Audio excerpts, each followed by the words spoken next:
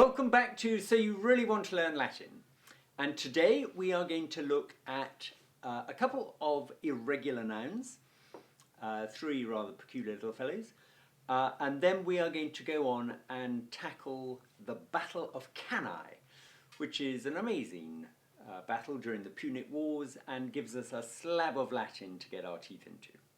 Okay, so the first one we're going to look at is bos, which means a cow or an ox or a bull. Okay, now bos is a slightly peculiar little fellow. It goes bos, bos, boem, bois, boi, boe, bois, bois, boes, and then it goes bottom, okay, and then either bobus or boobus for the dative and ablative. So bobus, bobus, or boobus, boobus. Okay, now we get, the word bovine from that, and it's a nice little noun. You won't see it very, very often, but when you do, don't be spooked if you see that bobus or boobus nonsense going on for the dative and ablative plural, and bottom is just, weird. Okay, now another little noun you might want to have a little look at is wis. And in the singular, it's very peculiar because it actually is missing some of the cases. So I always go wis, wis, whim, nothing, nothing, we. Okay, a bit peculiar. And then in the plural, weirace, weirace, weirace, weirium, weiribus, weiribus. Now that one is a bit tricky, not least because it does look dangerously like the word wir, meaning man. So, you've got to be really careful not to confuse weirace, weirace, weirace sort of thing with the plural of the noun wir, meaning man, which would of course be wiri, wiri, wiros, wirorum, wiris, wiris. So just, be careful with that. Now there's an expression ultra vires that you hear lawyers using, ultra vires, meaning you have gone beyond your powers. So that's from wis, Latin noun. And just while we're on the subject of silly nouns, the noun Iuppiter. So obviously the Roman god Jupiter, in English he's spelt with one P, Jupiter. In Latin he had two P's, Iuppiter, Iuppiter, and then he gets a bit peculiar in what are called his oblique cases, in other words not the nominative or vocative. The oblique cases are all the others, starting at accusative. So, Iuppiter, Iuppiter, ioem, iois, ioi, iowe. So, notice the two P's in Iuppiter. He then goes, his stem is completely different from Iuppiter. So when we say by Jove, we are sort of putting Iuppiter into the ablative. Iowe means by Jove, or by Jupiter. So, there are three silly little nouns to deal with. And then just before we tackle the Battle of Cannae, I just want to tell you a little thing that you can do with ablative absolutes using the verb to be. Now, as you probably know, the verb to be in Latin does not have a present participle. There is no way of saying in Latin being. But what very often happens in Latin, you will see a phrase that is in the ablative and it kind of looks as if it should be an ablative absolute. It's one of these scene-setting phrases. But the participle in the ablative absolute isn't there. And that's because it can't be there because the verb to be does not have one. Okay, so you might have a little phrase such as Marco consule. Okay, now both words in the ablative, Marco, ablative, consule, ablative, and in effect what's happening is we are understanding the participle of the verb to be. So it's as if you're trying to say, with Marcus being consul, okay, so that's the scene setter, and then the sentence would go on, Cicero made a lovely speech or whatever. But there is no participle in that ablative absolute because, as I say, the verb to be doesn't have one. So you just get a noun with a complement in the same case in the ablative, setting the scene. Okay. Now we'll see that in action when we dive into our passage on the Battle of Cannae. So I think with no further ado, let's have a crack at that. So we are in chapter 3, coming to the end of chapter 3, so we're making cracking progress. And we're going to translate this passage about the Battle of Cannae, which happened in 216 BC, during the Punic Wars between Rome and Carthage. Okay? Now, I won't tell you any more about it because it'll spoil the story. Right, off we go. Romani, Fabio Duce, cum hostibus in proilio pugnare diu nolebant. Okay, now, main verb right down the far end, nolebant. They did not want. Who did not want? Back to the beginning, see if there's a subject, and we've got Romani. So, the Romans did not want. But you've got Romani, comma, and then you're straight into one of these little phrases I was talking about. It's an ablative absolute without the participle of the verb to be because the verb to be does not have a participle. Okay, so Romani, comma, Fabio Duce. So literally, with Fabius the leader, and what that means is with Fabius as the leader, or when Fabius was their leader. Okay, so the Romans, with Fabius as their leader, nolebant, did not want, pugnare, to fight, diu, for a long time, cum hostibus, with the enemy, in proilio, in battle. Okay, so the Romans, with Fabius as their leader, for a long time didn't want to fight with the enemy in battle. Do you remember we talked about Fabian tactics in a recent video on the Punic Wars? Have a look at that. But that's what this is all about. Fabius, he didn't like engaging the enemy in battle. Said, proximo anno, consilium quodam pessimum caperunt. But, proximo anno. Now, those words are in the ablative. Time when goes in the ablative. So, but, the next year, so that's, when did it happen? It happened in the ablative in the next year. But, the next year, down to the verb, caperunt, they, now literally they captured, but you see the thing they captured is consilium quodam. They captured a certain plan. And consilium, capio, is the Latin for to adopt a plan. So, but the next year they adopted a certain plan, and not any old plan, but a pessimum plan, a very bad plan. So, but the next year they adopted a certain very bad plan. Omnes enim poinos vincere volebant, et tum quidem pluramos copias habebant.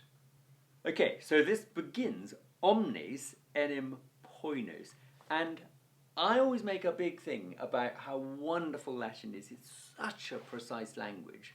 You always know exactly what's going on. Just occasionally, that's not quite true. So omnes could be nominative, vocative, or accusative plural.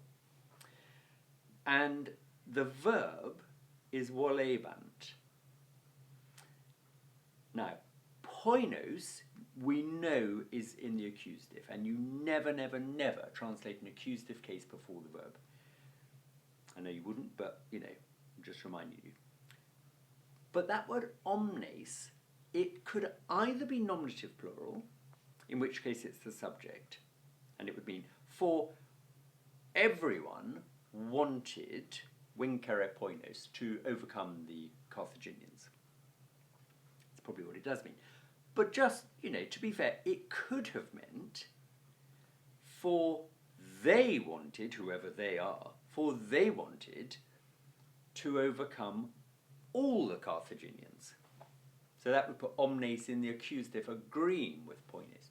Now you can't actually be sure which of those is which, but I'm pretty sure I know that we're going to go for everyone, omnes, everyone wanted to overcome the Carthaginians, et tum quidem plurimas copias habebant. And then, indeed, quidem just means indeed. Don't confuse it with quidam, by the way, a certain. So, and then, indeed, they had very many forces.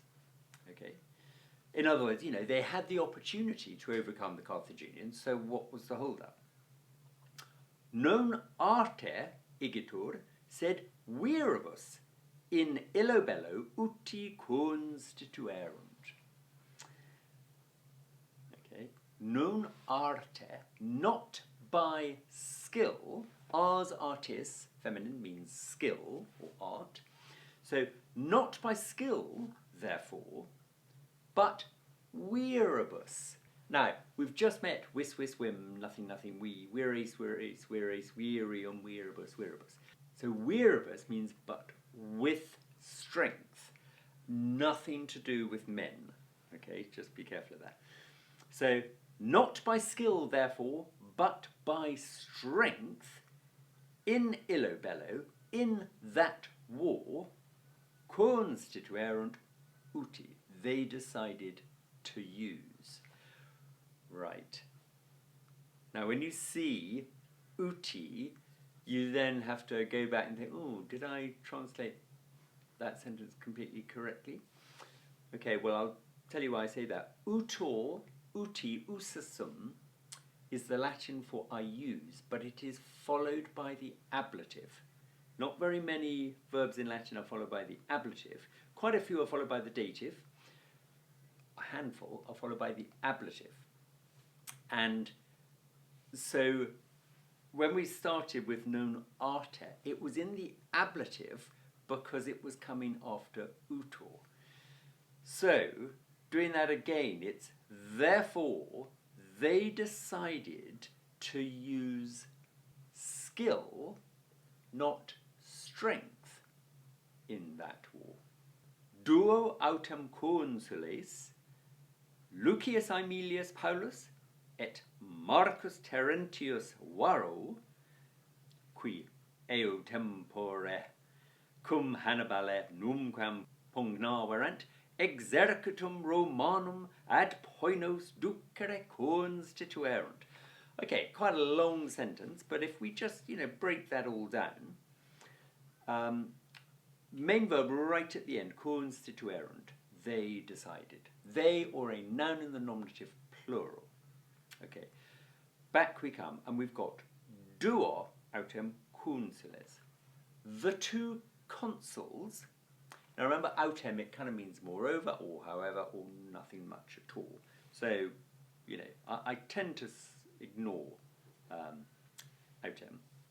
So we'll just go for the two consuls, Lucius Aemilius Paulus. Remember, L dot is the abbreviation for Lucius, and M dot is the abbreviation for Marcus. So, the two consuls, Lucius Aemilius Paulus and Marcus Terentius Varro, qui eo tempore, so who at that time when again in the ablative, who at that time, cum Hannibale, with Hannibal, numquam pugnaverant, had never fought, right? So these two had never fought with Hannibal before. Exercitum Romanum, accusatives, be careful, ad poinos ducere constituerunt, decided, ducere, to lead, exercitum Romanum, a Roman army, ad poinos, towards the Carthaginians. Okay, So, you know, the sentence is quite long. It's got little bits you can break it up into. Never take an accusative before you've taken the verb. Always make sure that if there are little clauses, you deal with them, you know, appropriately. So that little relative clause, we had qui eo tempore cum Hannibalem numquam pugna verant, who at that time had never fought with Hannibal. Okay, that's a relative clause, and it's telling us a little bit more about the noun that it's referring to. In this case, Aemilius Paulus and Terentius Varro. Okay, all good stuff, Anne. I hope you're following along. Okay, right. Next paragraph. Proper oppidum nomina cannas poini copias instruxerunt. Okay. Now, proper oppidum, near the town. Okay, so we can do that straight away. Near the town. Nomina cannas. Well, which town? The one by name Cannae. Notice cannas is the accusative of the noun cannae, which is the Latin for Cannae. It's a place. It's a plural place. Like Athens is a plural place. Cannae in Latin is a plural noun. It's in the accusative because it is in apposition with oppidum. Okay, so prope oppidum, near the town, and then it's saying, well, which town? And it's saying Cannas by name. So Cannas is in the accusative because oppidum was in the accusative, and oppidum was in the accusative because it came after prope, which is a preposition followed by the accusative. Okay, so you know it all follows the rules. You just have to keep your mind. You have to keep your eyes on the ball and check you know what you're doing. Okay, so near the town called Cannae, Poini. Now here's our subject. The Carthaginians, instruxerunt, drew up copias their forces. Okay, so the Carthaginians drew up their forces near a town called Cannae. In media Achaeae, paucos pedites possuerunt. Main verb, possuerunt. They placed paucos pedites, a few foot soldiers, in media Achaeae. Now, literally, in media Achaeae means in the middle battle line. Okay? Well, that doesn't really make any sense. We would say in the middle of the battle line. And it's just, I'm sorry, it's a thing. You know, in the book, we talk about it a few pages later. It's a little rule called ad summum montem. Okay? And it is that in Latin, when you go to the top of the mountain, you actually, in Latin, say you go to the top mountain. Ad summum montem. You don't say the top of the mountain like we do in English. Okay? And that's what we've got here. In media Achaeae, in the middle battle line, means in the middle of the battle line. Okay. Right. Quo viso Romani plurimis competitibus impetum maximum in mediam Achaeam fecerunt. Right. We start with an Abbey. Quo viso, which having been seen, that's an ablative absolute, Romani, the Romans, plurimis competitibus, with a very few foot soldiers. Notice in Latin it's not cum plurimis peditibus, it's plurimis cum petitibus. And that's sort of because the preposition wants to come in front of the noun. So you've got cum peditibus. And then you've got the adjective. Adjectives normally come after their nouns So, you might have expected cum peditibus plurimis. But there is another little rule, which, all these rules, blimey. Anyway, there is another little rule, which is that Latin adjectives almost always come after the noun they describe, unless they refer to quantity. And if they refer to quantity, they tend to come in front of the noun they describe. Okay, so the reason plurimis is coming before peditibus rather than after is because it refers to quantity. And then the cum kind of wants to go with the noun, not the adjective. So that explains the word order. I mean, it's very sort of pretty, really. Plurimis cum peditibus,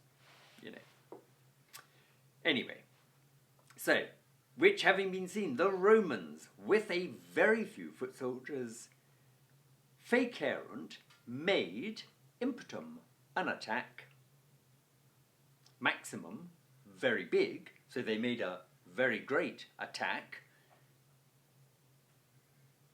in mediam, aciem, into the middle of the battle line. Okay, there again, you've got that thing, into the middle of the battle line. Okay, hostes primo regredi videbantur. Okay, the enemy, primo, at first, that's an adverb, at first. The enemy at first, videbantur, seemed or were seen. Actually, those mean the same thing, really, but videor, in that deponent verb, means to seem. So, the enemy at first seemed regredi, to be going back, okay, to be withdrawing. The enemy at first seemed to be, we would probably say, retreating. Equites tamen hostium, the cavalry, however, of the enemy, so however, the enemy cavalry, circum alas Romanorum progressi.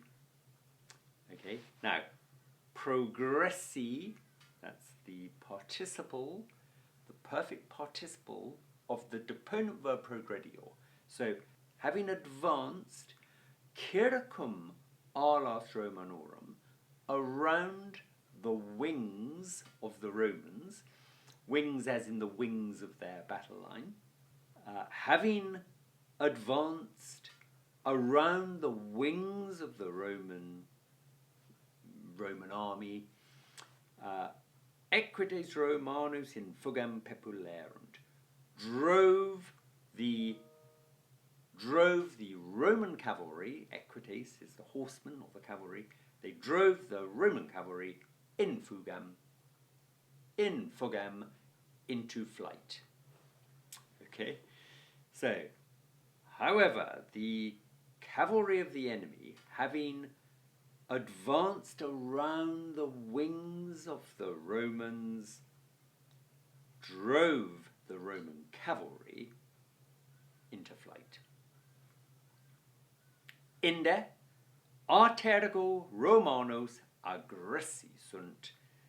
Then, inde, aggressi sunt. They attacked, that's from aggredior, which means I attack. Then they attacked Romanos, the Romans, artergo, from the rear. They attacked them from the rear. Okay, so it's not looking great for the Romans. Mox Romani superati sunt. Soon the Romans were overcome. Et plurimi sunt interfecti. And very many sunt interfecti, were killed. Latin word order, I love it.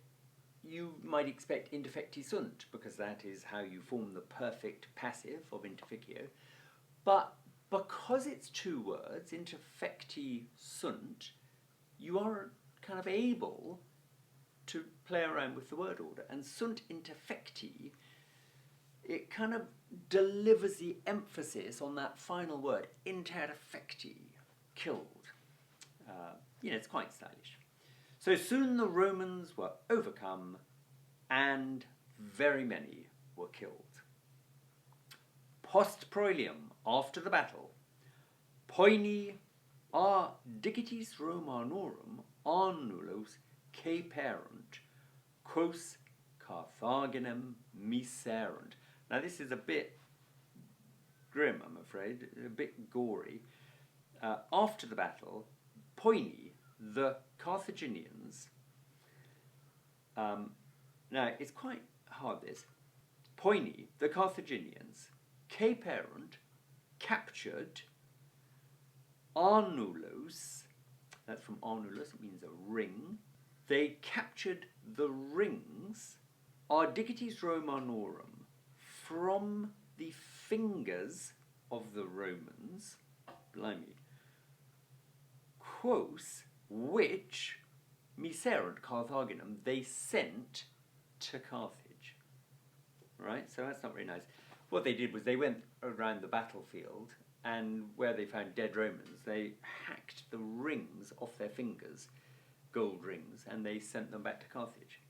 So the Carthaginians took rings from the fingers of the Romans, quos, which miserunt, they sent Carthaginem to Carthage.